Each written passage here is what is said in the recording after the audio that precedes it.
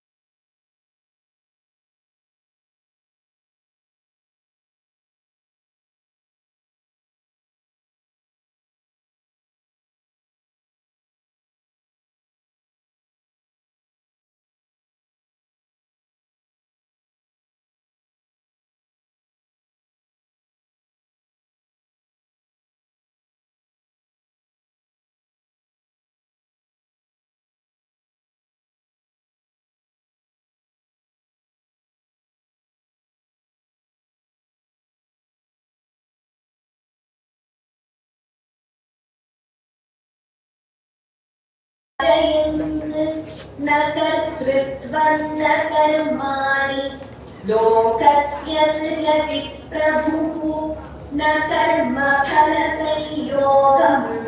स्वभावस्तु प्रवर्तते नारत्ते कस्यचित् पापं न चैव सुकृतं विभुः अज्ञानेनावृतं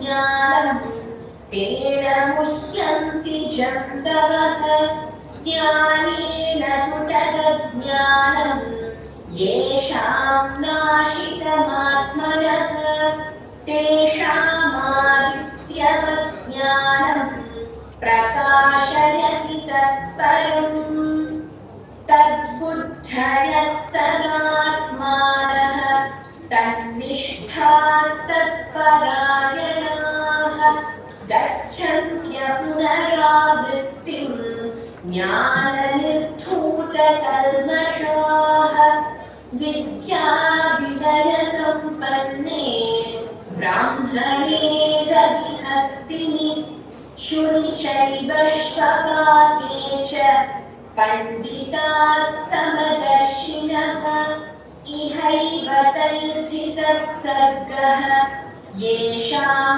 साम्ये स्थितं मनः निर्दोषं हि समं ब्रह्म तस्मात् ब्रह्मणि ते स्थिताः न प्रहिष्येत् प्रियं प्राप्य नोद्विजेत् प्राप्य चाप्रियम् स्थिरबुद्धिरसम्मूढः ब्रह्मविद् ब्रह्मणि स्थितः बाह्यस्य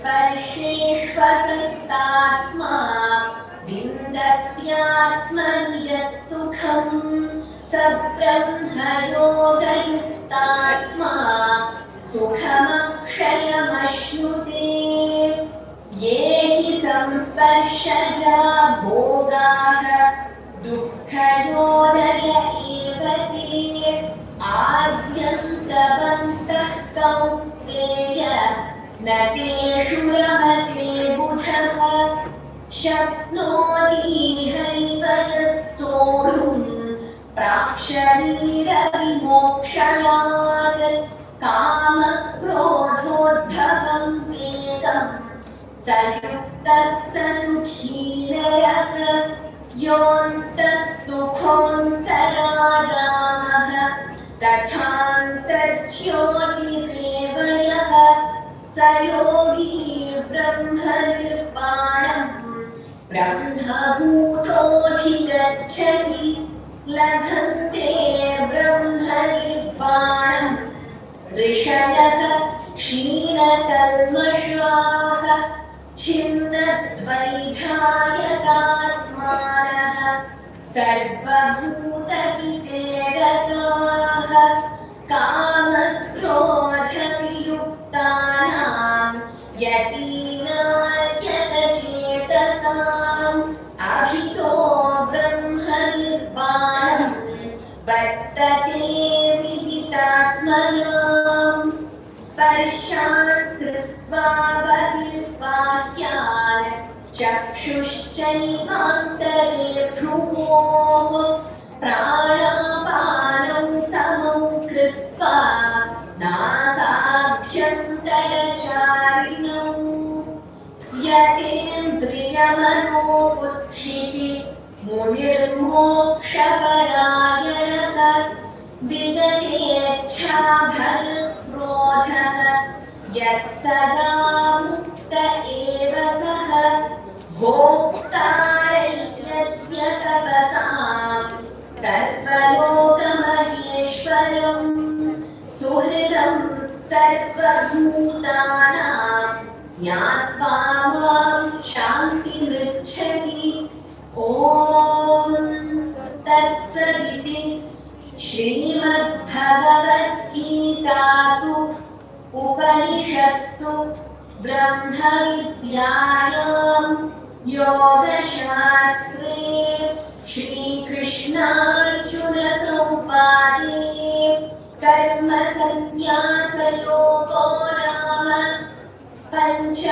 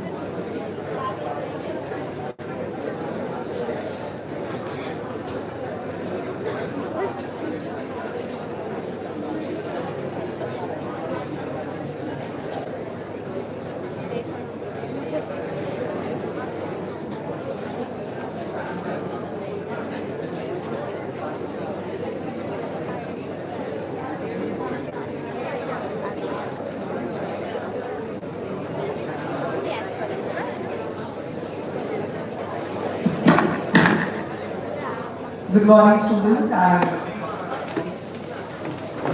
Reverend dignitary is there amongst us, requesting all of you to please switch off your mobile phones.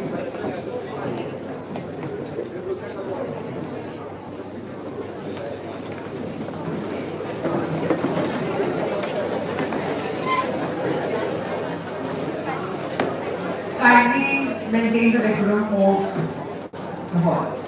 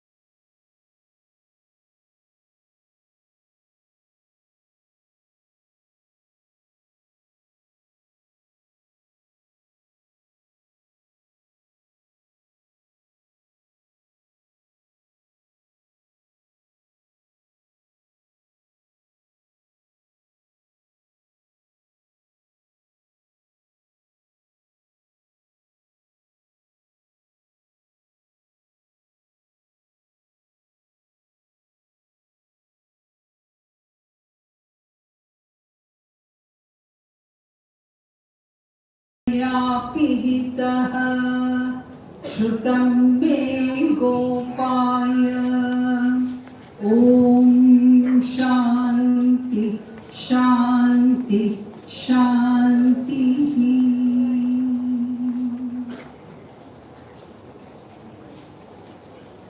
I'm very happy to be here for this 18-day course, certificate course on the Bhagavad Gita. I think it is something which is most relevant in these modern times, and that too for youth belonging to the present generation, the modern generation. Because Bhagavad Gita is a manual of life. Bhagavad Gita provides all possible guidance. And anybody who has understood the Bhagavad Gita even to a small extent will never ever get into a hopeless state of depression, frustration, sorrow, discontentment, dissatisfaction. Such is the greatness of this topic. And today we are going to highlight upon the 5th chapter of the Bhagavad Gita. There is a little echo with a back sound. If you can adjust that, because I can hear my or some feedback. Some adjustment is required. The 5th chapter of the Bhagavad Gita is titled Karma Sanyasa Yoga. And today we will highlight upon the specific topics of the 5th chapter. Can I have the first slide, please? In the 5th chapter, there are 3 main topics. One is the topic of Nishtha Dvaya. Nishtha Dvaya means 2 types of lifestyles.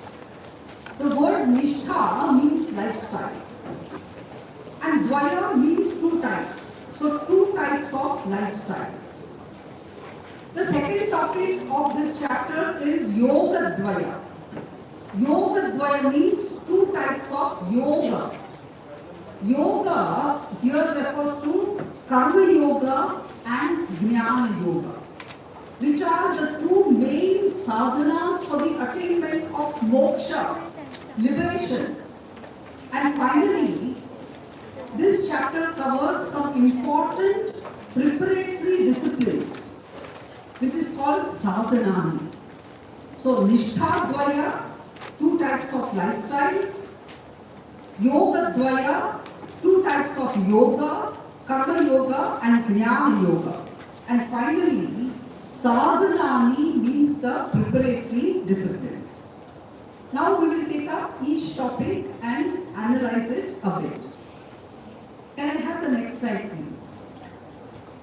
Everybody has to compulsorily go through Karma Yoga and Jnana Yoga. These are the 2 main sadhanas for the attainment of the ultimate goal of life. Ultimate goal of life in scriptures is called moksha. And the 2 main sadhanas are Karma Yoga and Jnana Yoga. So everybody, every seeker, every mumukshu has to compulsorily go through both Karma Yoga and Jnana Yoga. There is no choice. Because Karma Yoga is necessary for a person to purify the mind. What is called Chitta Shuddhi. There are a lot of impurities in our mind. Raga, Vesha, Kama, Krodha, Lobha, Mada, Matsalya, any number of impurities.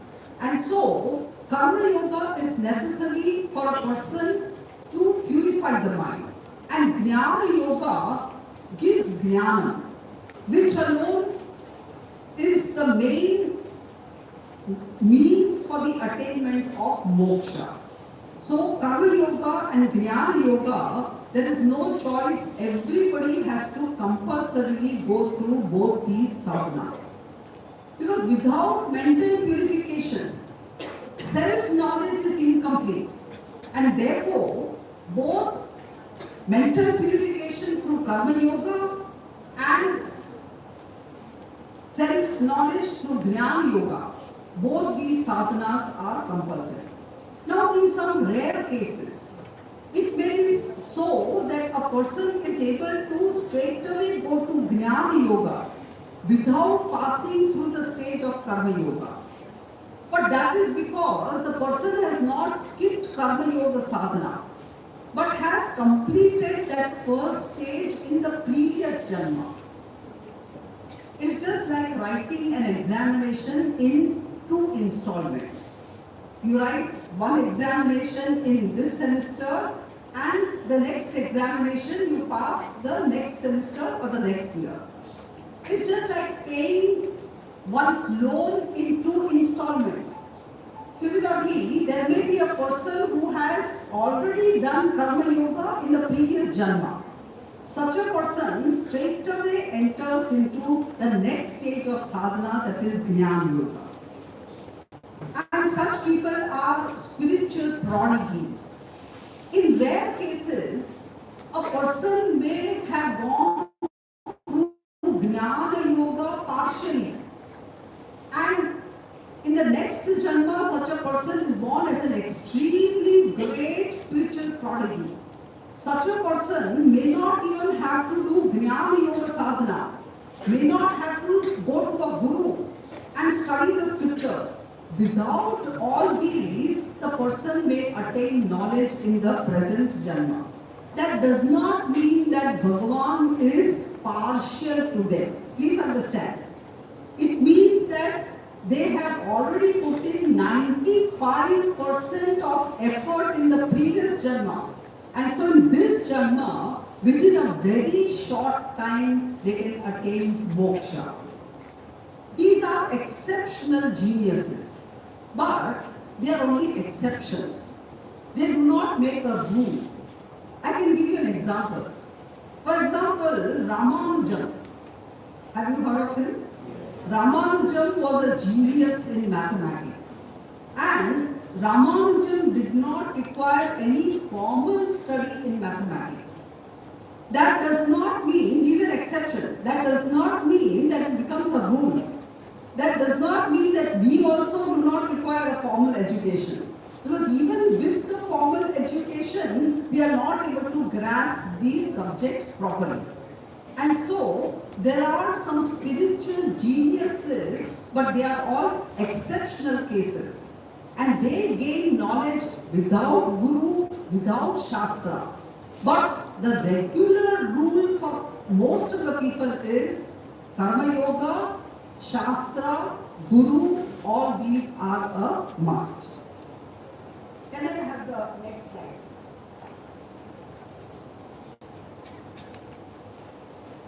Now the question is, everybody has to go through these 2 sadhanas, karma yoga and jnana yoga. But what type of lifestyle is ideal to follow these 2 stages of sadhana? Lifestyle, I told you, is called nishtha. So Bhagavad Gita talks of 2 types of lifestyles. One is called pravrutti marga. Pravrutti marga means, the word itself tells, a life of activity. Pravrutti means activity, which Lord Krishna calls here as yoga, which in simple terms can be the grihastha lifestyle. So one lifestyle is pravrutti marga and it is the grihastha lifestyle. Then the second type of lifestyle is called nivrutti marga. And nivrutti marga means a lifestyle of withdrawal in seclusion. One withdraws from the society and lives a secluded life, which Lord Krishna calls as Sankhya, which in simple terms we can say sannyas lifestyle. So, based upon these 2 margas, the pravrutti marga and the nivrutti marga, can I have the next slide? Based on these 2 margas, a person can design one's life in 3 different ways. I hope you are following. There are 2 lifestyles, pravrutti marga, nivrutti marga, and based upon these 2 lifestyles, Now you can design your life. You have a choice. You can design your life in 3 different ways. And each one has its own advantages as well as some disadvantages. What are the 3 possible designs of life? First of all, before choosing a particular design, Veda expects that everybody has to go through a formal study of the scriptures to be clear about the end. What is the final destination? And also the means to be employed to reach that goal. So the end and the means both must be clear. In Sanskrit, if I put it, one must be clear of the sadhana as well as the sadhya, for which one has to go through a systematic study of the scriptures at the beginning of life, and this stage of life is called Brahmacharya ashram. We have heard about 4 ashrams: Brahmacharya, Grihastha, Vanaprastha and Sanyasa. So in Brahmacharya ashram, one studies the Shastra for what purpose? To know what is the destination to be reached and what is the means to accomplish that destination. And incidentally, one also has to learn about one's occupation. Occupational study, so whether you want to become an engineer or whether you want to become a doctor, all that education is also incidental. But apart from that, in Vedic times, everybody used to study the Shastra. Why? To know the ultimate goal of life. Becoming a doctor is not the final destination. To know the ultimate goal and also the means of attaining that. So up to Brahmacharya ashram, the lifestyle is common. Up to Brahmacharya ashram, the lifestyle is common. Now after Brahmacharya ashram, that is after studying the means and the ends, a person can take to these 3 different routes, which I have shown in the slide. One possibility is, after Brahmacharya ashram, a person can get into Grihastha ashram. A person can get married and get into Grihastha ashram. It is a life of activity in the society as a permanent way of life. That is, this person gets into Grihastha ashram and lives as a Grihastha throughout life, avoiding Sanyas ashram. This is one design. Total Grihastha ashram up to death. This person avoids Sanyas ashram. So one option is you enter Grihastha ashram and remain a Grihastha. I will call it Kevala Grihastha. A person continues to be Grihastha without coming to Sanyasa. Sanyasa Amrishrita Grihastha. Grihastha means householder's life. A person gets married and lives a householder's life. So one option is you get married and live a family person's life, where you have a lot of family duties to do, and while you do your duties, you are also working for the ultimate goal of life. This is one possibility. The second possibility is, after Brahmacharya ashram, the person enters into Sanyas ashram directly. Brahmacharya ashrama eva sanyasi bhavati. And this person spends his or her whole life as a sannyasi without entering into Grihastha ashram. So the first lifestyle I said Kevala Grihastha. This is Kevala Sannyasi. Kevala Sannyasi means throughout the life he or she lives a sannyasi's life, like people like us. So the first variety skips sannyas ashram, and the second variety skips Grihastha ashram. These are the 2 possibilities. And the third possibility is, from Brahmacharya ashram, a person enters into Grihastha ashram, lives a life of Grihastha for some years. Some years can be 40, 50, 60 years. And afterwards, he or she enters into Sanyas ashram. Now this is neither Kevala Grihastha nor it is Kevala Sannyasi, but it is a lifestyle of mixture of Sanyas ashram and Grihastha ashram. These are the only three designs possible. Now you have to make a choice. There is no fourth possibility because between Grihastha ashram and Sanyasa ashram there is one-way traffic. One-way traffic meaning from Grihastha ashram you can become a sannyasi. But having become a sannyasi, you cannot get back into the Grihastha ashram. In between Grihastha and Sanyasa, there is Vanaprastha ashram, which is only a rehearsal for Sannyasa ashram. It is almost close to Sanyasa. Now, these are the three possibilities. I hope you have noted the three possibilities. These are the three designs, a choice which you have to choose in your life. Now, in each lifestyle, there are advantages and disadvantages. In the Kevala Grihastha lifestyle, the first lifestyle, a Grihastha follows Karma Yoga. We have already covered the third chapter. So now you know, I can define Karma Yoga in simple terms. Doing proper actions with proper attitude. Karma means actions. Doing proper actions, and yoga means with proper attitude. What is the attitude? I think the person who covered the third chapter has already talked about it. So in Kevala Grihastha lifestyle, the Grihastha or householder does Karma Yoga sadhana, and Grihastha lifestyle is ideal setup for Karma Yoga. Because Karma Yoga involves the practice of Panch Mahayajnas. Now there are 5 levels at which we have to make a contribution to the society. Deva Yajna, Pitru Yajna, Manushya Yajna, Bhuta Yajna, Brahma Yajna, Panch Mahayajnas. There are 5 levels at which we have to make a contribution to the society. And the Grihastha lifestyle is ideal for the practice of Panch Mahayajna. Because Karma Yoga requires that you have resources.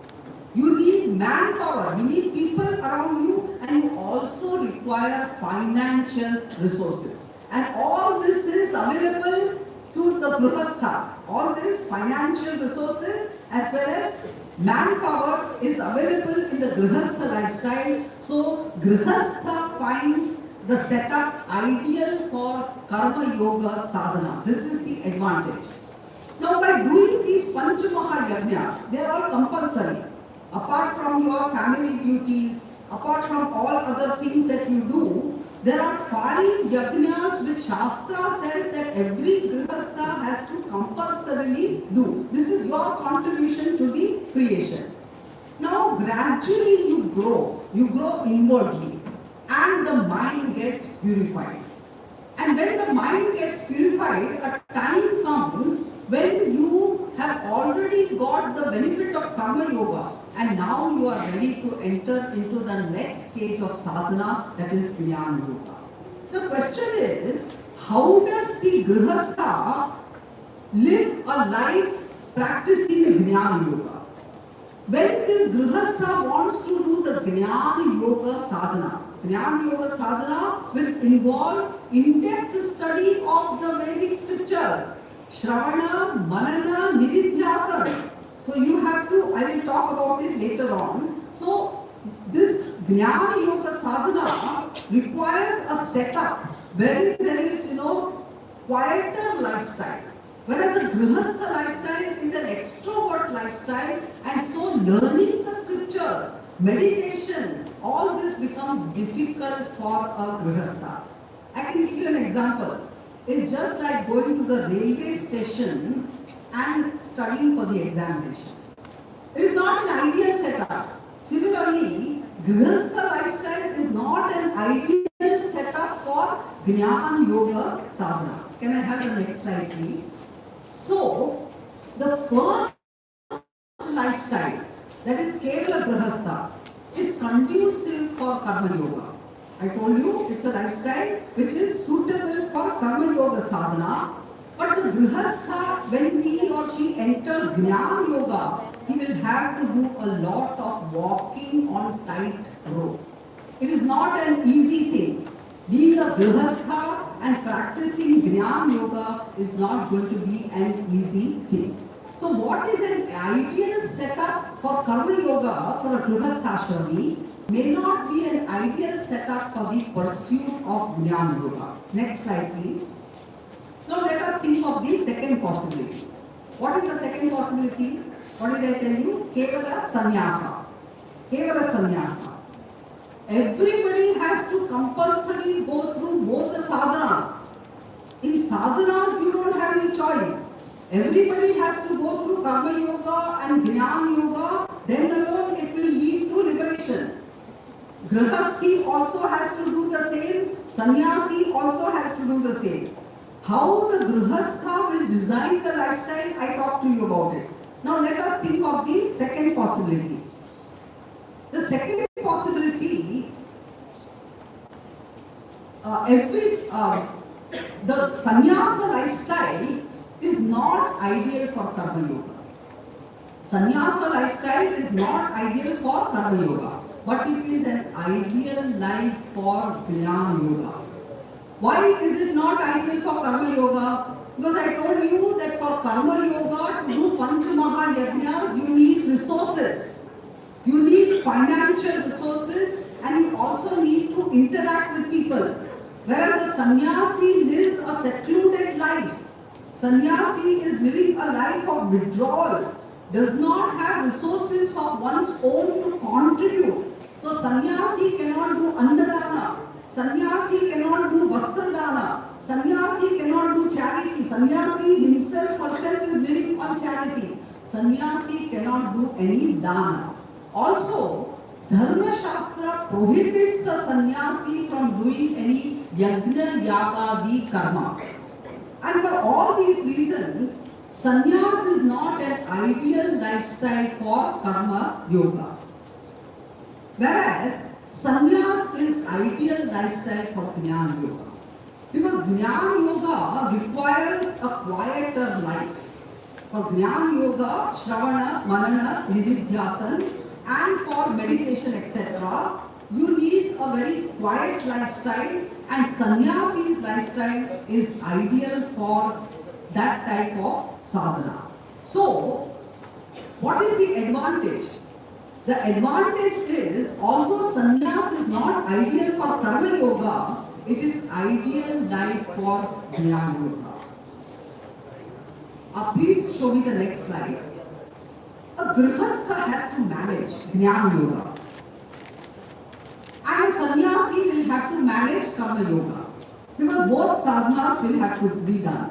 So grihastha can ideally follow karma yoga, but he has to manage jnana yoga.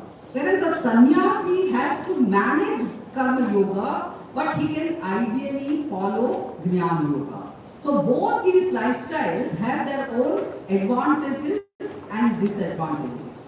Let me tell you one thing. In a relative world, there is a brighter and darker side to everything. So whether you choose the householder lifestyle or whether you choose the sannyasi lifestyle, it's very relevant. Because after this, you can make a decision. You have not yet gone into the grihastha lifestyle. Maybe some of you will take our lifestyle, so you have a choice. So it's better you understand the advantages as well as the disadvantages. Now there is a third possibility. What is the third possibility? A person enters grihastha ashrama in front of me. It's better you don't disturb. तो ये दो जो निष्ठा थी, पहली जो निष्ठा थी वो गृहस्थ आश्रम वाली निष्ठा यानी जीवन शैली, और दूसरी जो थी वो केवल संन्यास. And in both the lifestyle there are advantages and disadvantages. I have already talked to you about it. There is a third ashram. You enter into grihastha ashram. Follow karma yoga. Get purification of the mind.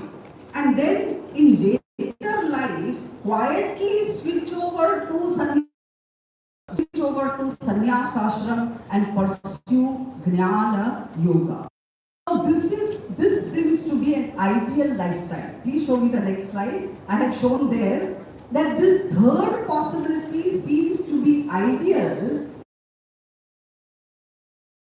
is ideal for activity, and you purify the mind, and then you renounce, that is, you renounce and take to a life of sannyasa.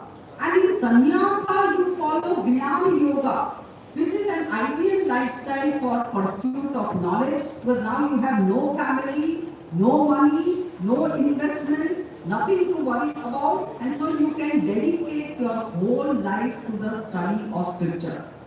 So this third possibility, I hope it's this. Next slide, please. Third possibility seems to be ideal because there are advantages of both the lifestyles. Now this is the ideal lifestyle. In this also there is a disadvantage. In the third lifestyle, there is a disadvantage. What is the disadvantage? It is very easy to get into Grihastha lifestyle, but it is difficult to get out of it. Entering the Grihastha lifestyle is very easy, but it is very difficult. It is just like Abhimanyu getting caught in the Chakravyuha. You know the story in Mahabharata. Abhimanyu knew how to enter, but did not know how to come out. Similarly, in this third possibility, you enter into Grihastha ashram, but then you get so entangled with activity. You become a workaholic person. You become an addict. Now it is difficult for you to get out of that lifestyle and enter into the sannyasa lifestyle. But if a person knows how to enter and how to get out intelligently, like entering the jackfruit. Have you ever entered in the jackfruit? You have to put oil. You have to apply oil, and then alone you can put your hand. Without applying the oil, if you put your hand into the jackfruit, it will all become messy. Your hand will get stuck inside. So, in this third option, if there is a person who knows how to intelligently enter the Grihastha lifestyle and then to come out of it, then there is nothing like the third option. So it is the third option. But if you think the third option is not possible for you, then the best alternative according to Lord Krishna is the first option. What was the first option? Enter the Grihastha ashram, follow Karma Yoga, get Chitta Shuddhi, then remain in Grihastha ashram and at least try to practice a little Vairagya. Bring little detachment in your life, at least inner detachment. I am not talking of giving up everything. Inner detachment, and then follow Jnana Yoga. So, remaining in Grihastha ashram, you can attain knowledge and moksha. Instead of external renunciation, you can take to internal renunciation. So now I have presented to you all the three lifestyles. Kevala Grihastha, Kevala Sanyasa, and mixture of Grihastha and Sanyasa. Now you may ask me, Swamini, please tell us which is the best. Which is the best? Which one we should take? So there is no uniform advice. Why? Because all the people are not the same. So I cannot give you any uniform advice. Our Shastra also gives us teachings depending upon the adhikari, depending upon what you are eligible for. This type of teaching is called adhikara bhedena. Adhikara bheda. Please show the next slide. I have shown that. So if you ask me which is the best, there is no uniform advice because all the people are not the same, and so the advice too will vary according to the person. And this is called adhikara bheda. It's just like, suppose I ask you, which college is the best? Or which class is the best? So what will be your answer? There is no uniform answer. It depends upon what is the course that you want to take. There is no uniform answer. So then, what do the Vedas say? Now it is relevant. Please listen, please be attentive. Does the Vedas say that you should get married? Or do the Vedas say that you should give up everything and take to sannyasa? People say, why can't the Vedas give us direct commandment? Just like the 10 commandments. In Christianity, they have the 10 commandments. So why can't our Vedas directly tell us, become a Grihastha or give up everything? Why are the Vedas confusing us? That is a question that is often asked. The answer is, we do not have anything like 10 commandments because people are different. Ruchina Vaichitriyat Rujukutilana Pathadusham. No, people take to different paths. Why is it that all of you don't study in the same faculty? You will say our interests are different. So people are different. And so there cannot be any uniform advice for everyone. Please show me the next slide. Now what is the lifestyle that Lord prescribed for Arjuna? Lord told Arjuna very clearly, Arjuna, according to your eligibility, your adhikar, be a grihastha, follow karma yoga, purify your mind, continue in grihastha ashrama, but get detached internally, internal detachment, at least develop a little bit of vairagyam, follow jnana yoga, attain moksha, and even after attaining moksha, continue to be in the society and do whatever duties you have to do. Now this is not a common advice for all. If a person feels, I can follow the third option. Remember the third option? Mixture of both. Suppose you feel sitting here, I can follow the third option. That too is open. Suppose there is another person who is confident. I will straight away enter the Sanyasa ashram and I will purify my mind and get jnana and moksha. Then he or she can take to that lifestyle also. Lord Krishna's general advice is, take any one of the three designs as it suits you. That is your choice. But you have to follow both the sadhanas, karma yoga sadhana as well as jnana yoga. And which one comes first? Don't say I will do jnana yoga sadhana and then purify the mind. That is not possible. You have to do karma yoga sadhana and then get on to jnana yoga later. Now, since we are studying the 5th chapter today, I would like you to see verses 4 and 5. I have already given the slide. Please show me the next slide. Sankhya yogam pruthak balaha pravadanti na panditaha ekamapyasthita samyaka ubhayor vindate phalam yat sankhya prapyate sthanam tadyogairapi gamyate ekam sankyam cha yogam cha yah pashyati sa pashyati. So here Lord has clearly stated that those people, immature people, he has said balaha. Balaha means those people who do not understand all this. Balaha na panditaha, but not the wise people. They argue that knowledge and karma yoga, jnana yoga and karma yoga, they are totally different. They have to be followed by different people. The person who follows even one of the two properly gains the result of both. So only immature people will say that karma yoga sadhana is for a different section of people, jnana yoga sadhana is for a different section of people. That is not true. Karma yoga, jnana yoga is for all people. It is a sadhana meant for all people, has been clarified in verse number 4. And then in verse number 5, Lord even said that the end, that is moksha, that is gained by sannyasis, is also reached by the grihasthis who do karma yoga first. The one who sees knowledge and karma yoga as one, that person alone sees the truth. Yat ekam sankhya cha yogam cha yah pashyati sa pashyati. So the one who understands whatever is your lifestyle, whether you choose the sannyasi lifestyle or whether you choose the grihastha lifestyle, the choice is yours. Both are equally valid. I'm not saying that sannyas lifestyle is superior to grihastha lifestyle or dhanyo grihastha ashrama. Some people say. So we don't say that grihastha is superior or sannyasa is superior.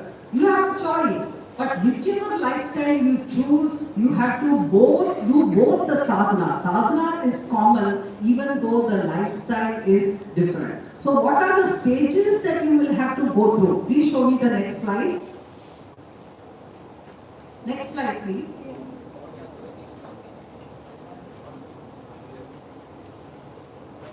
Next slide, please. A grihastha, please follow my instructions because I can't see behind. A grihastha purifies his mind by doing grihastha duties. Sannyasi purifies the mind by following sannyasi duties. Take to any lifestyle and purify the mind. Then follow Jnana Yoga and attain knowledge. So, Grihastha will have Grihastha duties. I told you Panch Mahayajnas, even family duties. Sannyasi will not have family duties, cannot do Panch Mahayajnas, but can do other things like Ashrama Seva, can do Guru Seva. So, can purify the mind by doing Sannyasi duties. Whichever way you purify the mind, then you do Ashtanga Yoga. Have you heard of Ashtanga Yoga? Yama, Niyama, Asana, Pranayam, Pratyahar, Dharana, Dhyan, Samadhi. All this is meant to integrate your personality. Because in our personality we have the sense organs, we have the mind, we have the intellect, and we have the physical body. All these should work in coordination with each other. If they are not in coordination with each other, if they are not in harmony with each other, you cannot achieve anything in life. Because the intellect makes some decision. I want to become a doctor. But the mind and the sense organs in the body, they don't cooperate. They do whatever, they live the way they want to live. You cannot achieve anything in life. So, Ashtanga Yoga is meant for the integration of the personality. So, what should be your lifestyle? First, purify your mind. Then follow Ashtanga Yoga. Integrate the personality. Then both the Grihastha and the Sannyasi will have to approach a Guru. And having approached the Guru, you gain knowledge. So you can then become either a Jnani, Grihastha Jnani, or a Sannyasi Jnani. Yeah, so that's the next slide, please. What gives liberation is not the ashrama but the jnana. What gives you moksha is jnana. You can attain moksha only through jnana. It is not important whether you take the grihastha ashram or the sannyasa ashram. So this is the topic, first topic. From verse number 8 to 22 of chapter 5, Lord Krishna elaborates Karma Yoga and Jnana Yoga as sadhanas for the attainment of moksha. So we can say that 5th chapter is the essence of both the 3rd and the 4th chapters which you have already covered. Now please read verse number 10 and 11 of the 5th chapter. Next slide please. Brahmanyadhaya karmani Sangam tyaktva karoti yaha lipyate nasa papena padma patrami vambasa. So in these two verses, Lord has presented the essence of Karma Yoga. I am not going to get into the details because you have already covered the 3rd chapter. But here Lord says, the one who performs actions, giving up attachment. You have to give up your attachment to the karma phala, offering one's actions unto Brahman, Brahmanyadhaya. That is doing actions with Ishvararpana buddhi and offering this action, whatever action you do, whether it is the act of studying or whether it is the act of praying, whatever action you do, what is your attitude? I am doing for the sake of the Lord. I am doing for Chitta Shuddhi, not for any worldly benefit. This should be the attitude. Then it becomes Karma Yoga. So So Lord says, the one who performs actions, giving up attachment and offering one's actions unto Ishvara is not affected by sin, is not affected by papa, just as the leaf of a lotus is not wetted by water. Lipyate nasa papena padma patram iva ambasa. And then next verse also. Kayena manasa buddhya kevalayendriyedapi yogina. Next slide please. Kayena manasa buddhya kevalayendriyedapi. I have one suggestion. This screen is very beautiful, but you need to keep one screen here so that we have some connection. Otherwise, I don't know what's going on here. Kayena manasa buddhya kevalayendriyedapi yogina karma kurvanti sangam tyaktva shuddhaye. This is also karma yoga. Giving up attachment. Yoginaha karma kurvanti. So karma yogis, how do they perform their action? Sangam tyaktva. Giving up attachment. And for the purification of the mind, Atma Shuddhaye. Atma Shuddhaye means whatever action is done through the body, the mind, the intellect and the sense organs is done for Chitta Shuddhi, that is for the purification of the mind. So these two verses, 10 and 11, gives the essence of Karma Yoga. Now Lord tells Arjuna clearly, Arjuna, you have to take to a lifestyle of activity. If you ask, will not this activity bind me? If I take to karma, will karma not bind me? Then it depends not on the activity, it depends on your attitude. You have to do karma, everybody has to do karma. But will your action bind you or not, that depends on your attitude. If action is done with Ishvara Arpana Buddhi, that is what makes it Karma Yoga. If karma is done with Ishvara Arpana Buddhi, it becomes non-binding one. It becomes yoga. But if karma is done with Raga Dvesha, I like to do this or I don't like to do this. I will do what I like, I will not do what I don't like, I will not go by dharma or adharma. If that is your attitude, then karma can become a binding activity. So, it is your attitude which makes karma yoga. That was clarified in these two verses. Then Lord says, but Arjuna, don't stop with karma yoga. Because karma yoga can take you only up to Chitta Shuddhi. Chitta Shuddhi, you understand? Your mind will be free from Raga Dvesha. Raga Dvesha means likes and dislikes. This I like, this I dislike. What I like I will do, what I dislike. So you are going by your personal likes and dislikes. You are not going by what is right or wrong. Shastra says that you are supposed to go by what you are supposed to do and what you are supposed to avoid. So, don't stop with Karma Yoga. Then what is the next stage that I have given in the next slide? Please show me the next slide.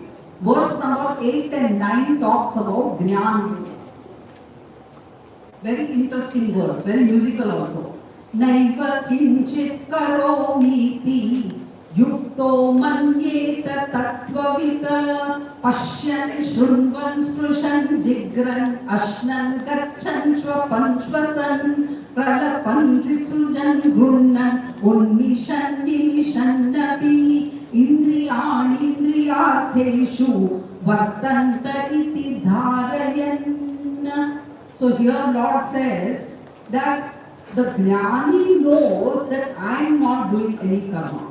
Does all the activities just like us, just like the Ajnanis. But what is the attitude? The Jnani has the knowledge, Naiva kinchit karomi. I am not doing any action. Then who is doing the action? It is the body, it is the sense organs, the mind, intellect, which are acting in this world. I am the Atma Chaitanya, I am the consciousness who does not perform any action at all. What does the Ajnani think? The Ajnani, the ignorant person, who does not know one's Atma Swami. That Ajnani thinks I am the body. and therefore constantly faces problem. Since I am the body, I am apurnaha. Apurnaha means I am incomplete. So there is a sense of apurnatva. And because I am incomplete as a body, I am incomplete. And because of I am incomplete, there are desires. So there is karma. And karma then will lead to karma. It is our desires which is forcing us to do activity. And karma will lead to karma phala, and karma phala will continue the punarapi jananam, punarapi maranam cycle. So the cycle of punarapi jananam, that is repeated life and death, will continue for an ajnani. Whereas the jnani knows that I am not the body, mind, sense complex. The jnani knows that I am Chaitanya Swarupa, and Chaitanya is akarta abhokta.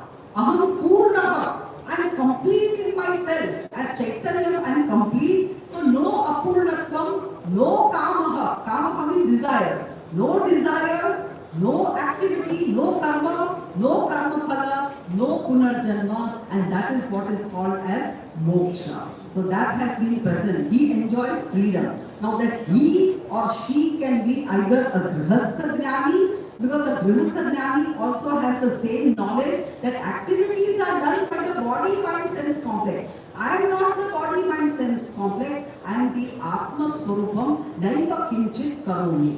And sannyasi also has the same knowledge about Atma. Atma of a grihastha and Atma of a sannyasi, that is not different. Atma is Nitya Purnaha, Atma is Nitya Muktaha. Lord Krishna tells Arjuna, I don't want you to run away from the battlefield and escape. Remain a grihastha, fight the battle. For Arjuna it was battle. For us, whatever kartavya karma you have, remain in your grihastha lifestyle, do your kartavya karma, gain the wisdom and enjoy the inner freedom. So this is the essence of karma yoga and jnana yoga that is presented. Now what is the benefit of this wisdom? What is the benefit of gaining this jnana? I am not the body, mind, sense complex, but I am Atma Swarupa. Suppose you gain this knowledge, what is the benefit? That is mentioned in the 18th verse, the next slide please. Vidya Vinaya Sampanne Brahmane Gavihastini Shuni Chaiva Swapake Cha Pandita Samadarshinaha. So one benefit is mentioned here. Next verse also. Please, next slide. Na praghrushye priyam prapya no dvije prapya cha priyam sthira buddhira sammudaha brahmavid brahmani sthitaha. So what is the benefit of this knowledge that is mentioned by the Lord? The Lord says the benefit of Atma Jnanam. Suppose you get Atma Jnanam, the benefit is Sarvatra Samadarshinaha. You will attain a vision of equality. Equality. Wise people are indeed those, previous slide, wise people are indeed those who see the same Brahman. Atma or Brahma is not different in different people. The same Brahman in a Brahmana who is endowed with Vidya and Vinayam, knowledge and humility. Then Gavi in a cow, Hastini in an elephant, Shuni in a dog, and Shwapaka in a Chandala, dog eater. You know Chandala? Low inferior birth. So in all of them, Atma Swarupam is the same. The wise person sees the same Brahman in all of them. So this is called Sarvatra Samadarshinaha. The benefit of this Jnanam is vision of equality. Freedom from Raga Dvesha. No, I like this person, I don't like this person, this I don't like, this I like. There is freedom from attachments and aversions. Now why do we develop attachment and hatred? We develop Raga Dvesha because of some basic misconceptions. What is the misconception? We have concluded that the objects of the world can either bring me happiness or can bring me sorrow. We have made this false conclusion. that objects of the world can be sukha hetu. Sukha hetu means it can bring happiness, or it is dukkha hetu. What is Vedanta's conclusion? Vedanta concludes that the world is neither sukha hetu nor dukkha hetu. I can give an example. Western music. Youngsters like that Western music. Fast, peppy music. And the parents at home, they are lovers of classical music. Now, my question is that when Western music is being played, the parents, elderly parents who like classical music, they don't enjoy it. It is dukkha hetu. And when classical music is being played, then the youngsters don't enjoy it. It is dukkha hetu. But peppy music is sukha hetu. My question is classical music or this Western music sukha hetu or dukkha hetu? It all depends on the type of mind that one has. It all depends. So, music is music. Whether it is Western music or classical music. It is neither sukha hetu because somebody likes it, somebody dislikes it. So, nothing in the world is either sukha hetu or dukkha hetu. In the case of a Jnani does not see the world as either sukha hetu or dukkha hetu. Why? Because Jnani derives Ananda from one's own Swarupa. Jnani does not depend upon external world for happiness. Then from where does the Jnani get the happiness? Gets from one's own Swarupa. Has discovered that the Swarupa means one's Atma Swarupa. One's inner nature is Ananda Swarupa. And Swarupa Ananda cannot be improved by acquiring anything from outside, or cannot be removed by getting rid of something. That is why Lord said, Na prakrushyet priyam prapya. Next slide. Na prakrushyet priyam prapya, no dvijet prapya cha priyam. Jnani is neither enamored, does not become happy by acquiring things, nor is the Jnani unhappy because of undesirable things. This is called samatva, vision of equanimity.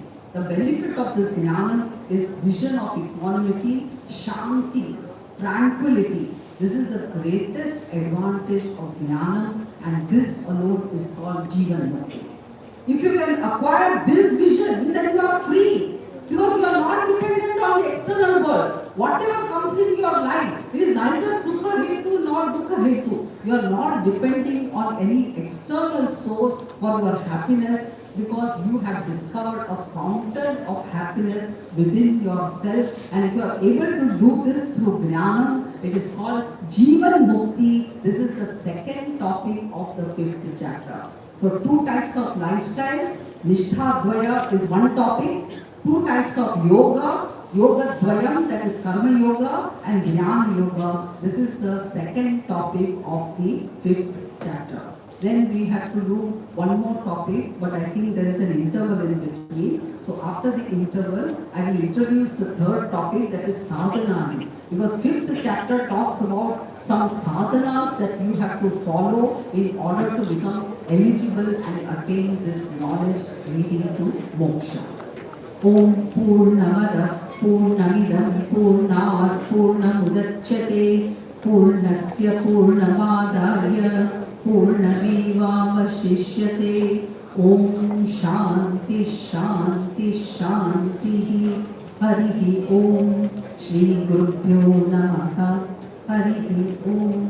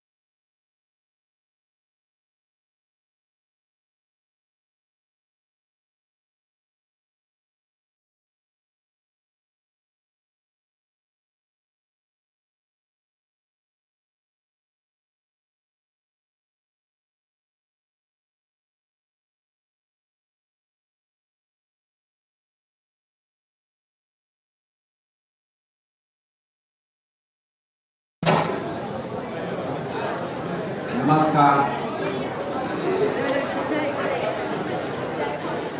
How many mobiles? What is to be done? Silent mode, correct? So come back to the place.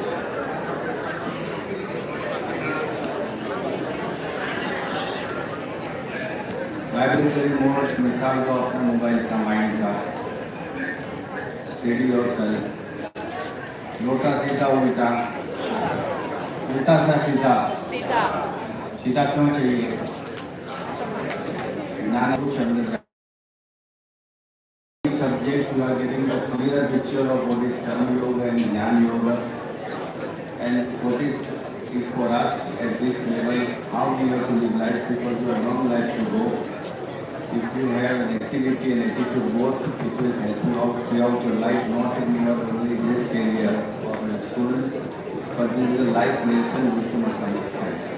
So please concentrate, no discussion, no talk, vibratory mode में mind चाहिए नहीं. If you have a vibratory mode, कुछ अंदर जाने वाला नहीं है. तो पहले आप माइंड को स्थिर करो. आप यहाँ इतने टाइम बैठे हो, इतने आपने टाइम दिया है, तो see that the time what you spend is more effective and more effective. Okay, so I request the Swamiji to come here and talk. Please, attention please. I have nothing to say more now. बहुत हो गया. Absolute silence. Concentrate on the subject. Arjun मत्स्यवेद जैसा करता है वैसे आपकी बुद्धि स्थिर करो और ज्ञान के लिए आपका लोटा सीधा रखो. All the best.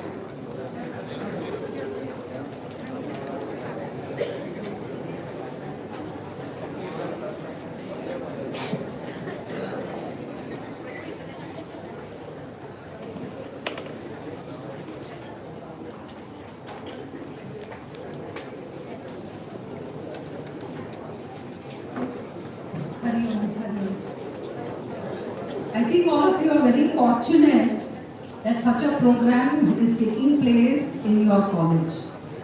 Not everybody gets an opportunity to understand the entire Bhagavad Gita in 18 days. People take 18 years to study this subject. And you are getting the essence, the crux in 18 days. And you can imagine my plight. I have to give you the entire chapter in 1.5 hours. So I know how difficult it is. So please, you may feel it is little heavy, but I want to give the maximum. So we have another half an hour of session. I would request all of you to please concentrate. Then it becomes easy. I think there's too much of chattering this side. Hello, Hari Om. If any of you feel this is not required for us, you can even walk out, no problem. But if you are seated here, you must have the basic manners, of being attentive. Because if you are seated here and you are talking, then you know how difficult it is to convey all these things to lay people.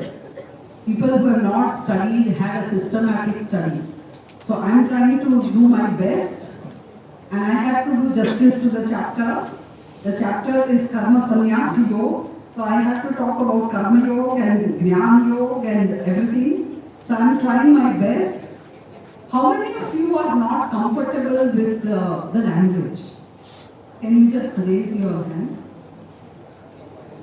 You're okay with the language, the presentation, you're okay?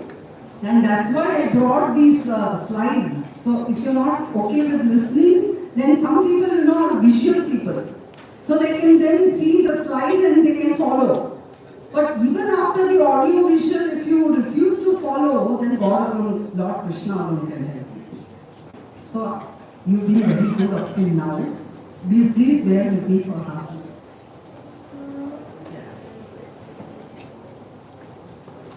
In fact, I give the example of your college to wherever I go. I say there is one college in Kandivali in Mumbai who does such a program. And I appreciate, all these people who opt for this type of course. It's a very rare thing. Because you could have opted for any course, but you have opted for this course. So I congratulate all of you for that, first of all. So please, my request is you have come only up to the 5th chapter. You have to go right up to 18th chapter. And there will be different mouthpieces. Different people will come. But whoever will come will wholeheartedly try to present to you the essence of that chapter. Don't miss that opportunity. It's very, very rare. I don't know whether you understand the value, but it's a gem of an opportunity. So please bear with me for another half an hour, right? Then you can talk, whatever you want to talk.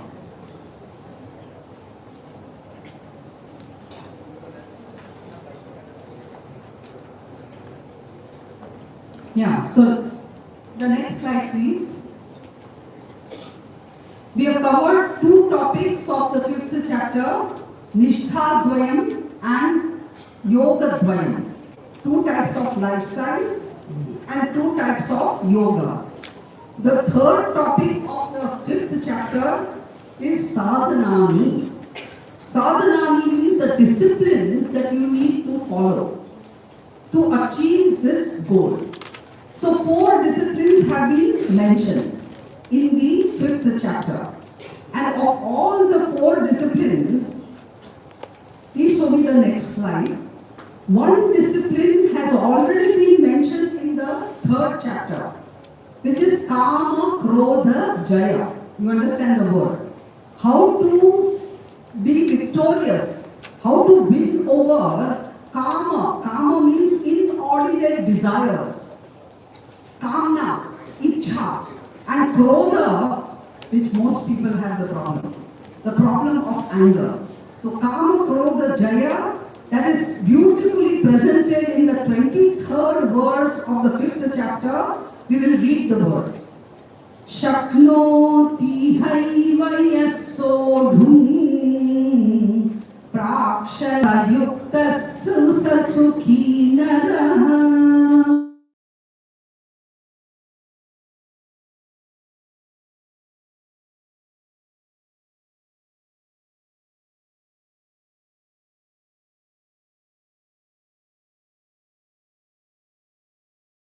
Sharira vimokshana.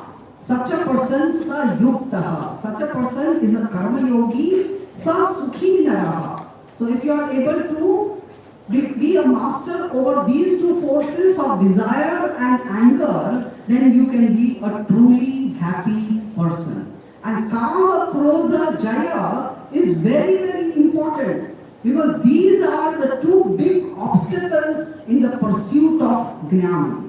Now in the 3rd chapter also, if you remember, Lord Krishna did not discuss the management of anger directly. Throughout the Bhagavad Gita, he has only discussed how to win over Kama, that is desire. And what is the method that was presented in the 3rd chapter? 3 methods were presented to win over your desires. Because when desires are unfulfilled, they alone take the form of Krodha. So Kama and Krodha, they are like the 2 sides of the same coin. Whoever has too many unfulfilled desires, binding desires, such a person is generally an angry person. Such a person is triggered very easily. The greater the desires in you, the greater is the problem of anger. So in the 3rd chapter, 3 methods of Kama Jaya were mentioned. Just reminding you, Indriya Nigra, Mano Nigra and Viveka. Indriya Nigra. So wherever you feel there is a possibility of temptation, how does desire arise in your mind? Some people, they go for window shopping. It looks like a harmless activity.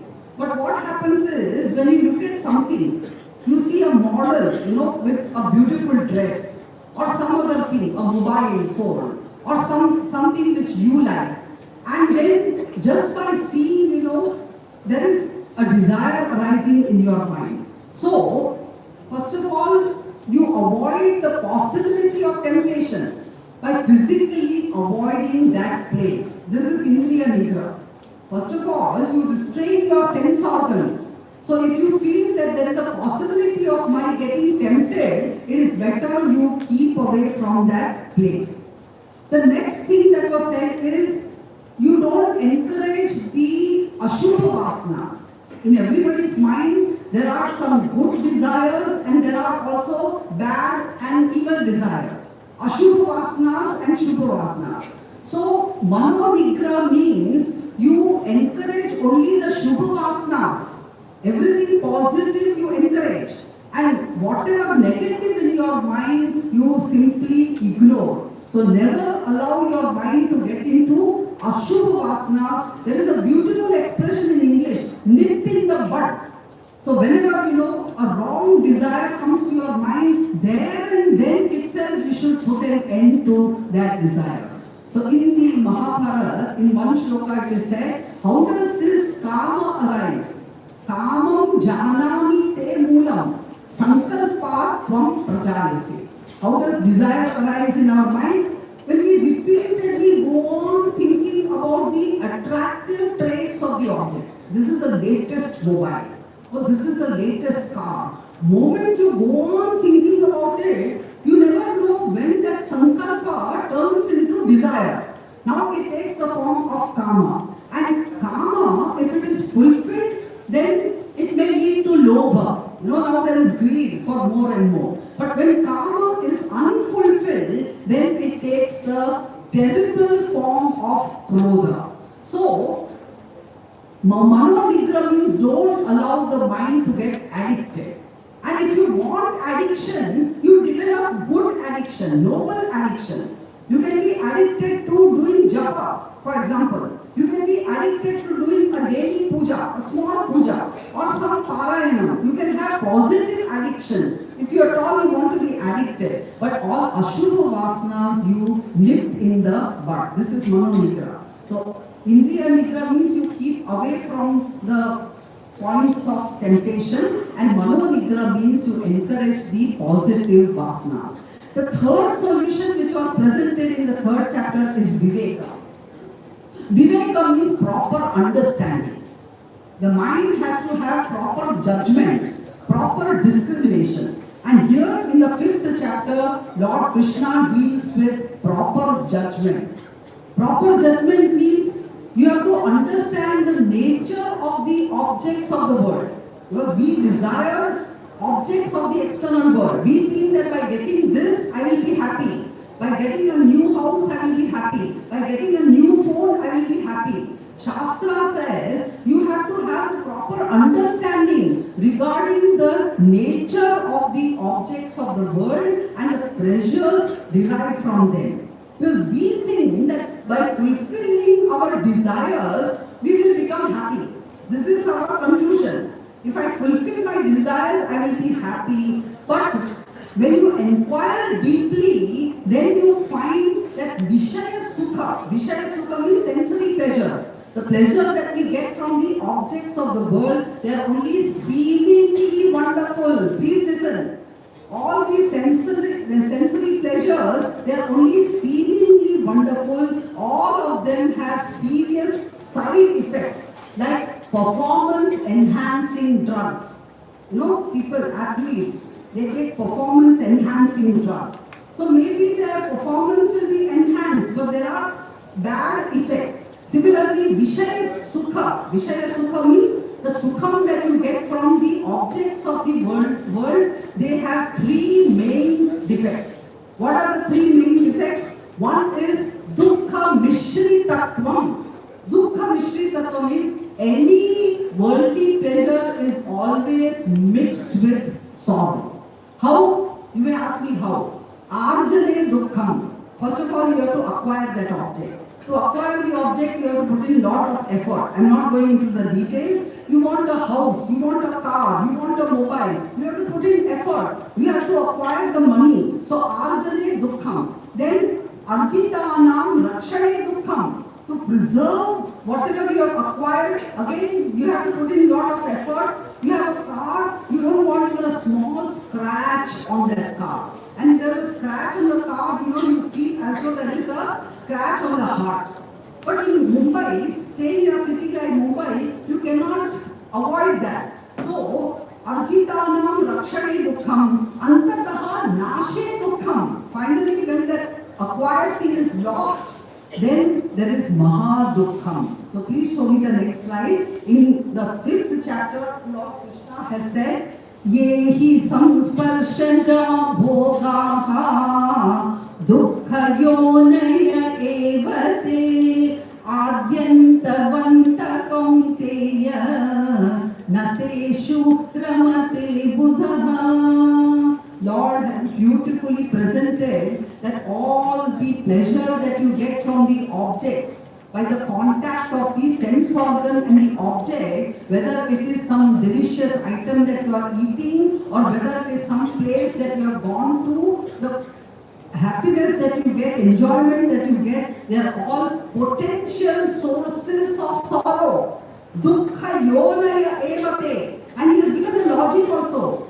Why are those joys called as potential sorrows? Because adyantavanta, because they all have a beginning and they also come to an end. So, O Kaunteya, Arjuna, the wise person does not revel in such impermanent joys. Na teshu ramate buddha. So, one defect is dukkha mishritatvam. Another defect in all our sense pleasures. This is something you have to think over it. Another defect is called atruptikaratvam. Atruptikaratvam means whatever you acquire in your life, you will never be satisfied. It cannot give you total satisfaction. Why is it people become so corrupt and they earn hundreds of crores of rupees? What can they do with so much money? Suppose you have a palatial house. Even then you can only live in one room and you can only sit on one chair. So what will they do with crores of rupees? Why is it that people are not satisfied? Why is it that they don't have trupti? In the Mahabharata, there is a story about one king called Yayati. Yayati, he enjoyed sensual pleasures, Indriya Bhoga, Vishaya Sukha, in his young age. And this Yayati got a special boon to exchange his old age with another youth. There was a boon given to him that you can exchange your old age with another youth.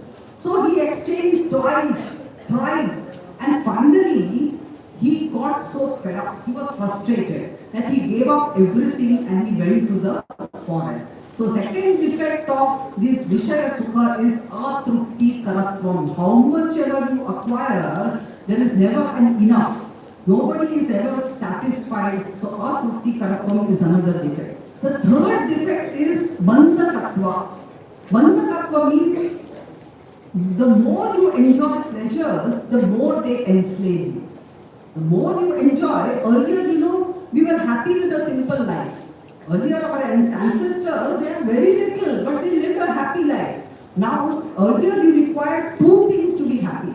Now even 20 things will not make you happy. So then what is the defect? Bandhakatvam. The question is, are we progressing or are we going backwards? Actually, you are supposed to go towards freedom.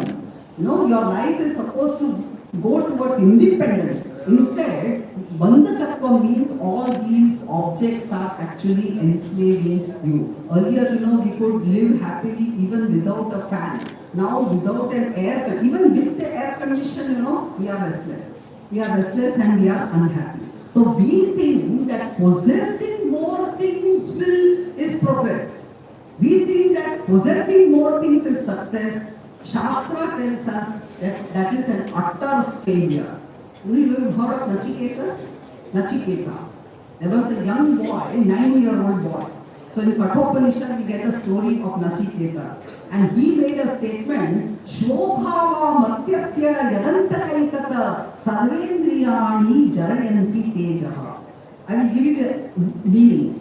All these sense pleasures, they are all impermanent.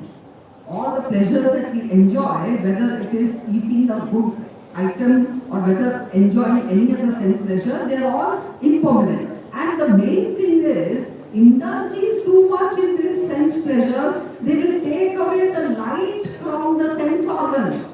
So slowly, our years, all our faculties will become weaker and weaker. Now, Nachiketas understood this at the age of 9. We are not able to understand and acquire this wisdom even at 90. That is the problem. So the more you understand this, what is it? The limitations of Vishaya Sukha. What are the defects? The more you understand, you develop detachment. And that is called Vairagya. It is an inner detachment. I am not asking you to give up everything and wear these clothes and take to a sannyas lifestyle. But you need to have inner detachment. It is called Vairagya. So the more you understand the limitations of these sense pleasures, the more Vairagyam you will develop towards the sense pleasures. Thereafter, you will not want anything impermanent, but you will look for Nitya Sukham. You will look for Nitya Sukham, that is said in the next slide. Please show me the next slide.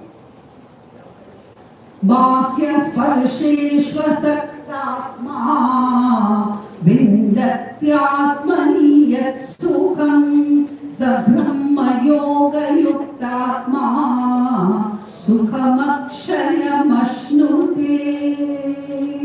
So Lord Krishna very nicely says that all intelligent people who are vivekis, discriminate people who have vairagya, who have developed vairagya, they get atma sukh, they enjoy atma sukh.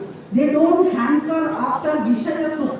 They acquire atma sukh, which he calls it as akshaya sukham. Sukham akshayam ashnute. So he is happy because of himself. The happiness does not come from outside. He is happy because of himself, and this is the ultimate method of conquering desires. This is the ultimate method of Kamajaya.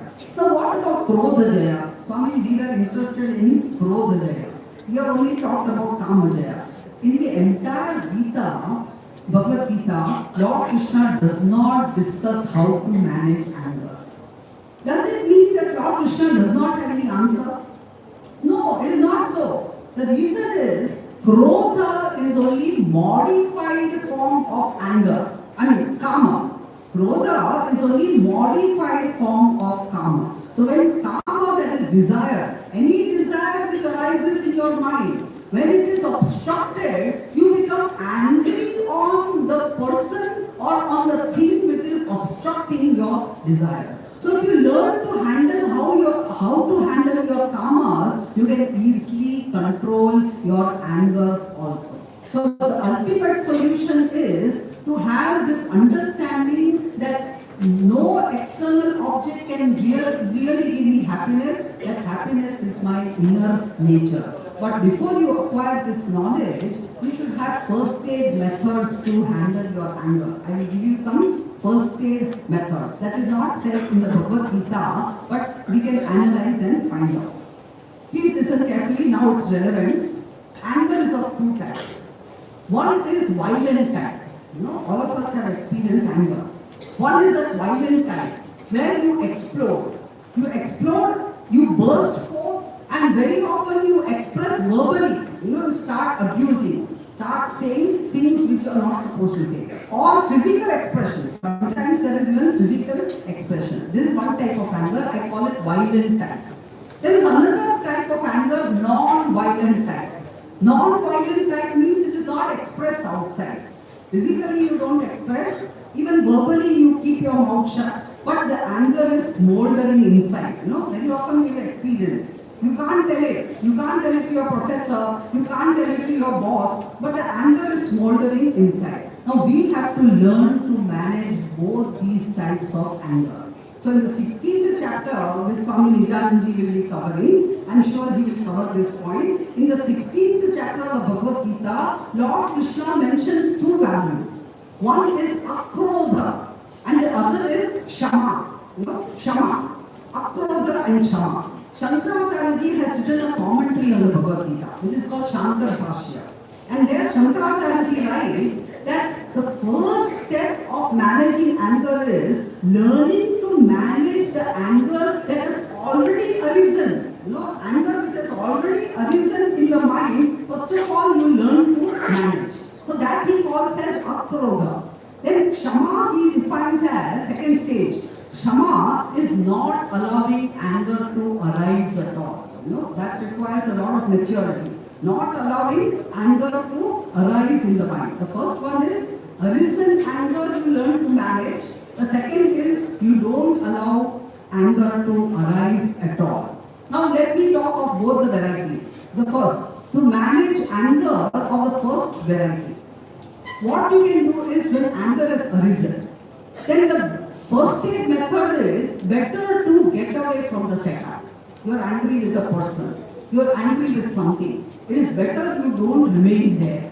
Because if you remain there, then you will start expressing verbally or even physical expression may take place. So it is better you get away from the setup that created the anger. And do what? Try to engage yourself in some other physical activity. The best thing is get away from that setup. Somebody has made you angry. Very practical. It can happen at home also. Better you go away from that setup instead of standing there and abusing. You better get away from that setup and you do some physical activity. But Swami, I am not in the mood, I am angry. You can punch the pillow. Go to your bedroom and you can punch the pillow, or you can do something nice like sweeping your room, cleaning the cupboard, or go to the beach and you shout at the person who made you angry, but in absentia. Don't shout in front of that person. You go to the beach, go to some lonely place and shout and say whatever you want to say. So these are all expressions. This is for violent anger, violent variety. Then what about non-violent variety? That is also equally dangerous. Because anger which you have stored in your mind, suppressed anger, no, it will burn the person and it will create all kinds of psychosomatic diseases. If you suppress your anger, it will lead to psychosomatic diseases. So you have to spend time to deal with suppressed anger. How? One way is by talking to that person. Communication is the best thing. Talk to that person. When your anger has mellowed down, talk to that person, or you analyze the situation. Sit by yourself and analyze the situation. Sometimes you have to understand the background of the person who made you angry. But the person's improper behavior has made you angry. Try to analyze the background of that person. Automatically your anger will settle down. Often what happens is, if you suppress your anger, then the object of anger is different. You are angry on some other person, but you direct the anger to some other person. The expression goes to some other person. So suppressed anger can any time later on become expressed anger. It is better you deal even with suppressed anger. So these are all, the first aid methods. First aid methods. But the ultimate solution is presented in the 5th chapter. And what is the ultimate solution? It is not expecting anything from the external world. Not expecting anything from the external world, that is things and beings of the external world. Any expectation is karma. Any expectation you have from anyone or anything is desire, and when karma is not fulfilled, it is bound to take the form of anger. So initially try to manage your anger by the methods that I told you, and later on you have to come to the permanent solution of Kama Jaya as presented in our Shastra. But Kama Krodha Jaya is a very, very important sadhana. And it is impossible to gain Aham Brahmasmi Jnanam unless and until you have conquered Kama and Jaya. So one spiritual discipline is Kama Krodha Jaya. There are 3 more sadhanas presented in the 5th chapter, and they are called Antaranga sadhanas. Antaranga sadhana. Antaranga means they are very close to gaining of knowledge. And what are those 3? Shravana, Manana, Nididhyasan. Very briefly, I will talk about Shravana, Manana, Nididhyasan. Shravana means systematic study. Shravana does not mean listening. Shravana means systematic study of the Vedantic scriptures under the guidance of a competent guru. Shravana means systematic study of the Vedantic scriptures. Why do I say Vedantic scriptures? Because Vedanta only talks of your Atma Swarupam. No other subject talks about self. So self-knowledge, what is the subject matter? Vedanta. So systematic study of Vedanta under the guidance of competent guru is called Shravana. And the study of scriptures covers 7 topics. What are the 7 topics? First of all, you should clearly know the nature of the jiva. Jiva means the individual. So jiva swarupa. We have many questions regarding ourselves. The first question is, why was I born? No, all of us have this question. Why was I born in the first place? Why did I come here and not elsewhere? Why am I suffering? What will happen to me after death? There are any number of questions centered on this jiva. So, unless and until you have a thorough study, these questions cannot be answered. So, this is one topic. Another topic is questions regarding the world. Jagat. Why and how did this world come into existence? Who created this world? What is Srushti? What is Sthiti? What is Laya? So you have to go through a systematic study of the scriptures and clearly understand. The third topic is about Ishvara. Ishvara. So Jiva, Jagat and Ishvara. Ishvara means a creator. So who is this creator? Does creator exist? First of all, does God exist? And if God exists, is he? Is God he, or is God she, or is God a mixture? Is God Saguna or God Nirguna? There are many questions centered. Unless and until you study the scriptures, you cannot know about Ishvara Swarupa. Then the fourth topic is Bandha. What is this bondage? Why are we bound? Why am I experiencing this sense of bondage? Then what is the cause of bondage? Bandha Hetu. And the sixth topic is, what is moksha?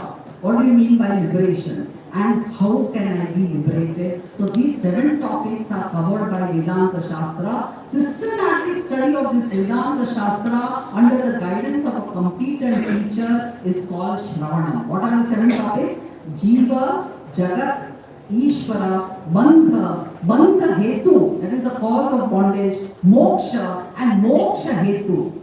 What will lead me to liberation? All this will have to be clearly understood. This is Shravana. Now during Shravana, you just acquire knowledge. You don't raise any questions. Suppose you have any doubts, then the next sadhana. To clear your doubts, you have to do Mananam. Mananam is the next sadhana. So Mananam, you raise questions and you clear all your doubts. Because doubtful knowledge is as good as ignorance. Suppose you say, Swamini, I understood 99% of what you said, but 1% I have not understood. That 1%, is like somebody asks you, is this wire live? Is there electricity on this wire? 99% I don't think it is live. But 1% there may be heavy current. Will you go and touch? Instant moksha. There will be instant moksha. So, even if you have 1% doubt, that samshaya sahita jnanam ajnanameva is as good as ignorance. Whereas samshaya rahita jnanam eva jnanam bhavati. So second process is removal of all your doubts, which is called manana. And the third process of sadhana is nididhyasan. Nididhyasan is a shastric term. It means Vedantic meditation. You have heard of meditation, but Vedantic meditation, where you assimilate this wisdom. Whatever wisdom you have acquired, what is the wisdom? Aham Brahmasmi. I am not the body-mind complex. That it is not enough for you to say only with the mouth, Aham Brahmasmi, Aham Purna Asmi. It is not enough for you to utter these words. The knowledge should be well assimilated. And it should be part of your personality. That knowledge should merge with your personality. Otherwise, what will happen? You go on uttering Aham Purna Asmi, Aham Mukta Asmi, Shuddha Buddha Mukta Swabhavaha, Satchidananda Swarupaha. You go on uttering, but the heart will remain empty. If the knowledge is not assimilated, then the heart will remain empty. Like that Vikramaditya's story. You have heard of King Vikramaditya? He wanted to marry some princess. And there were certain tests that he had to go through. What was the test? The princess would come with 6 more beautiful ladies dressed like the princess. And lamp in the hand, including the princess and all her maids accompanying her. They were also dressed like her, and they all came with the oil lamp. Now he was supposed to identify the princess. How would he identify? Vikramaditya had that Veta. You heard that story, Vikramaditya and Vetal. He had that demon. So he told Vetal, just shake the oil lamp a little. Just shake the oil lamp. And Vetal, shook the oil lamp of all the. So what happened? Oil spilled. Immediately those attendees, they went down to take the oil and apply to the hair. To the hair. And the princess, the actual princess, she remained without doing anything. Immediately he identified that this is the princess and he got married to the princess. That's a story like that. Similarly, Vedanta, once you have studied, you have to assimilate the teaching. Otherwise, the beggarliness in you, that beggarliness, although they look like princesses, but there was that beggarliness in them which differentiated those from the main princess. Similarly, if you don't assimilate this knowledge, you may keep on saying Aham Brahmasmi, Aham Purna Asmi, but that beggarliness should not remain within you. That should go away. That Purnatvam, that sense of Purnatvam actually should be well assimilated, and that is called as Jnana Nishtha. That is called as Jnana Nishtha, and for that the sadhana is Nididhyasanam, Vedantic meditation. So Shravana, Manana and Nididhyasan. Lord Krishna has hinted, please go to the next slide. Lord Krishna has hinted Mananam in verse 25. Chinna Dvaita Yatatmanaha Sarva Bhuta Hite Rata. Second line, please see. Chinna Dvaita, all Dvaita means doubts. All doubts, should have been resolved. Only then one can gain liberation. So Mananam has been hinted in this verse. Please show me the next slide. Nididhyasan has been hinted in the last verses of the chapter. Sparsham krutva bahirbahyam chakshushchaivantare dhruvoho prana panau samau krutva nasabhyantaracharino. So Lord Krishna talks about Nididhyasan, that is Vedantic meditation. He only hints at this Vedantic meditation at the end of the 5th chapter. And the purpose of Vedantic meditation is to assimilate this knowledge. The knowledge should be well digested.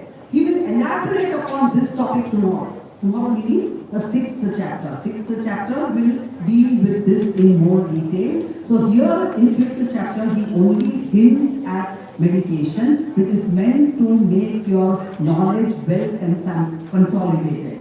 There should be no gap between what I know and how I live, otherwise you become a split personality. So what are the 4 disciplines mentioned in the 5th chapter? Kama, Krodha, Jaya, Shravana, Manana and Nididhyasan. These are the 4 disciplines given at the end of the 5th chapter. And the 5th chapter is called Karma Sanyasa Yoga, the renunciation of actions through knowledge. Karma Sanyasa Yoga. Through knowledge. What knowledge? I am not the body, mind, sense complex, but I am Purna Atma Swarupa. Through that, renouncing all actions. Naiva Kinchit Karami.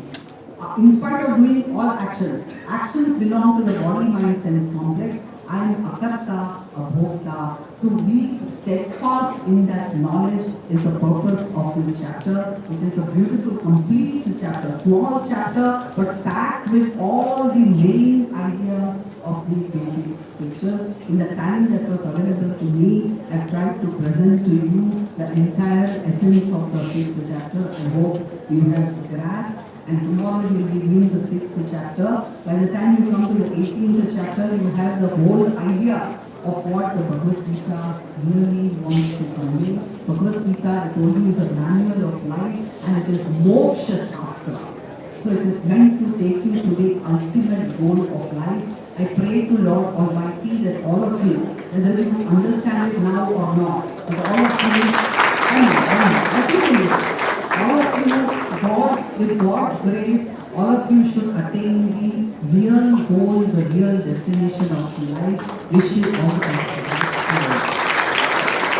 Om Purnamada Purnamidam Purnat Purnamudachyate Purnasya Purnamadaya Purnamevavashishyate. Om Shanti Shanti Shanti. Harihi Om. Shri Gurubhyo Namaha. Harihi Om.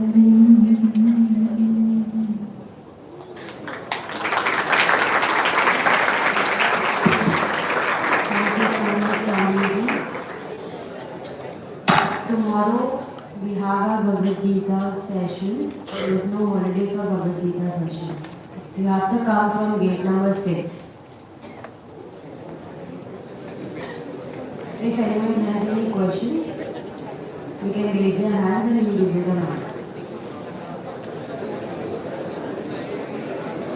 If there are no questions, I congratulate myself that such a deep topic. Two people will not have questions. People who have understood everything and people who have understood nothing. So whichever category you belong to, I am happy.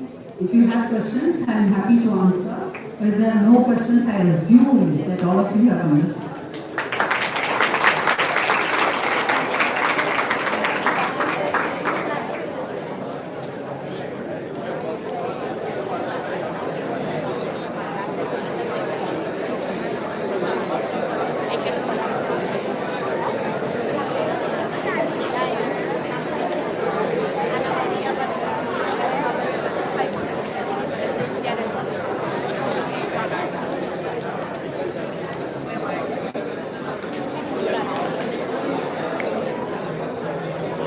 There is no question, then we go. You have a question?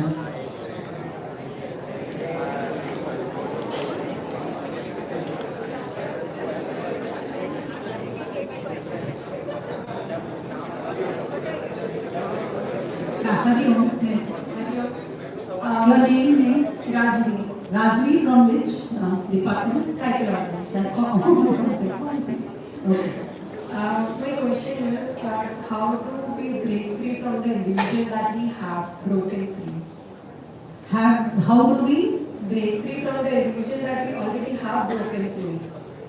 No, it's not. You don't have to break free from the illusion that you have broken free. When you have broken free, you will know. You will know. Because this sense of bondage is false.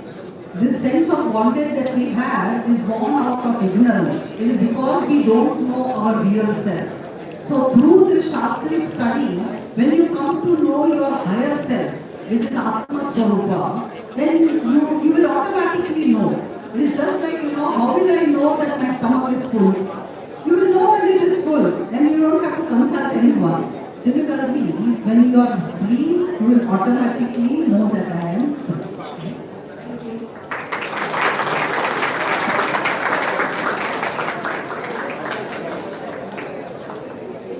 Any other questions? The boys are all already liberated. Huh? I can see them so enlightened.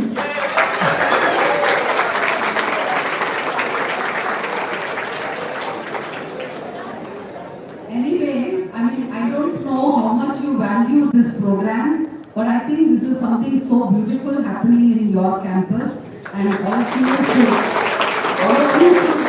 value it and get the maximum out of it, because this is going to be useful in your living your life ahead. Whatever you do, you need this knowledge. So all of you should really be attentive in these sessions. Thank you. Thank you so much, Swamiji. With this we end today's session. Students, wait. There is an announcement. We have two types of people. One who believes in Hari Om and one who believes in Hari Home. If the mind is here, we should be Hari Om, at 1 o'clock we Hari Home. But if you are here at 11 and then have a mind Hari Home, then be at Hari Home only, don't be here. Because to be here, you have to be Hari Home or Hari Home. Very warm welcome to one of the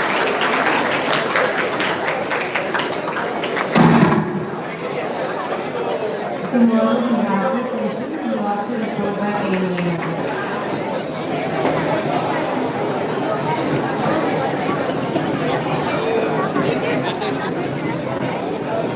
दिया बंद कर stop streaming ना stop streaming हाँ हाँ and